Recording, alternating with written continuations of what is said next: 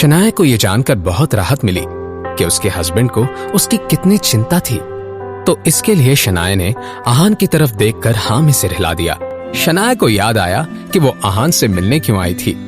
उसने कहा, आहान, वो आ रही है? क्या शनाया के दिल में आहान के लिए फीलिंग्स पैदा हो रही थी? कौन आ रहा था? क्या इस इंसान के आने से आहान की मुसीबतें बढ़ने वाली थी? कौन आ रही है? आहान ने पूछा तो शनाया ने अपनी बात को एक्सप्लेन करते हुए कहा, हमें एयरपोर्ट लेने जाना है, वो आ रही है, रूपल। शनाया का ये जवाब सुनकर आहान का मुंह बन गया। एक ही वक्त पर उसकी आंखों में घबराहट और इरिटेशन एक साथ नजर आ रहे थे। उसने शनाया से सवाल करते हुए कहा, वो अजीब लड़की, क्या वो वापस आ गई है? लेकिन वो क्यों आ रही है? आहान के ऐसे वियर्ड रिएक्शन के बाद शनाया ने उससे कहा, अरे ये तुम क्या कह रहे हो? अजीब लड़की?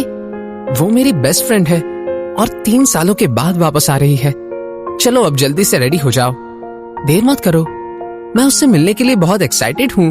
इस बड़े से शिमला शहर में अगर आहान रायजादा किसी से डरता था तो मिसेस यामिनी गिल के बाद वो रूपल गुप्ता थी।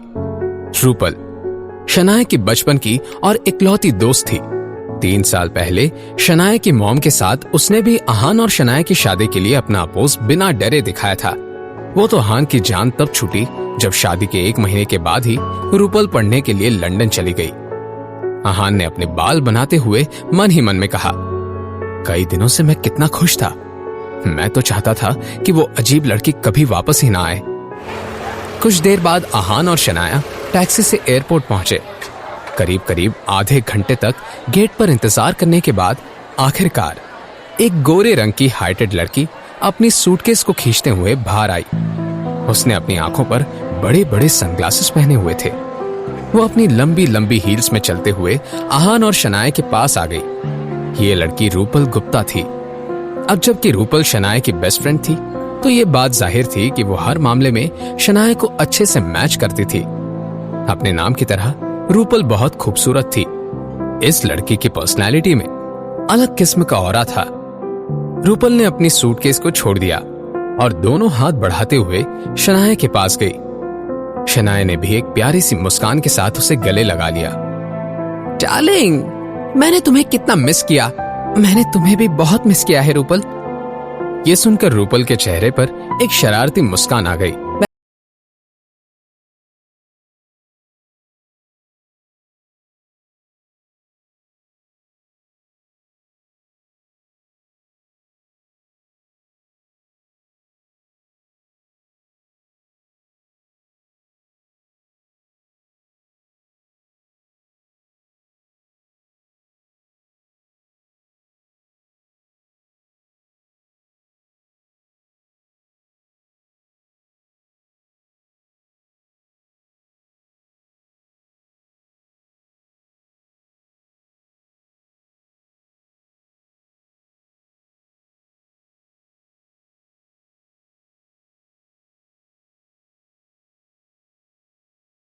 हो गई।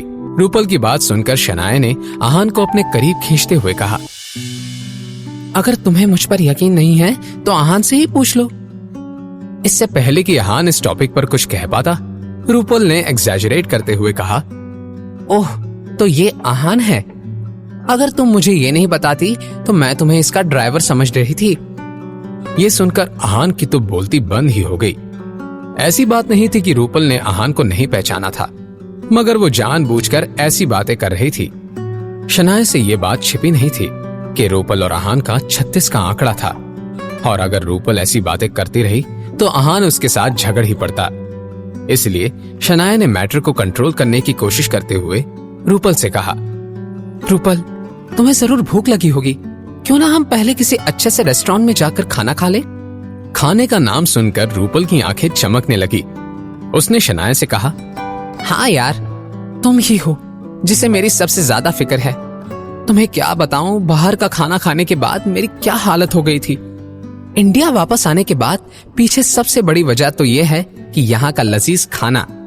चलो जल्दी कुछ मसालेदार खाते हैं। आहान को अपने पीछे आते हुए देखकर रूपल ने जानबूझकर तेज चलना शुरू कर दिया। शनाया, अब जब तुम आहान को पसंद नहीं करती हो तो तुम्हें उसे जितना जल्दी हो सके उतना जल्दी छोड़ देना चाहिए। मैं तुम्हें कुछ अच्छे और खानदानी लड़कों से मिलाती हूँ। उनमें से कुछ लड़कों ने अपनी नई कंपनी शुरू की है तो कुछ अपना फैमिली बिजनेस चला रहे हैं।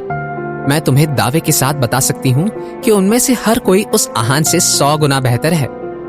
रूपल की कंटिन्यूअस बकबक के सुनने के बाद शनाया अपने ख्यालों से बाहर आ गई। जब उसे रूपल की बातें समझ में आई, शनाया का मुंह बन गया। अब शनाया का सब्र खत्म हो गया और उसने रूपल के मुंह पर अपना हाथ रखते हुए कहा, रूपल जरा चुप करो और मेरी बात सुनो। ये क्या बकवास कर रही हो तुम? मैं आहान को नहीं छोड़ने वाली, एटलीस्ट तब तक नहीं जब तक वो मुझे छोड़ नहीं देता।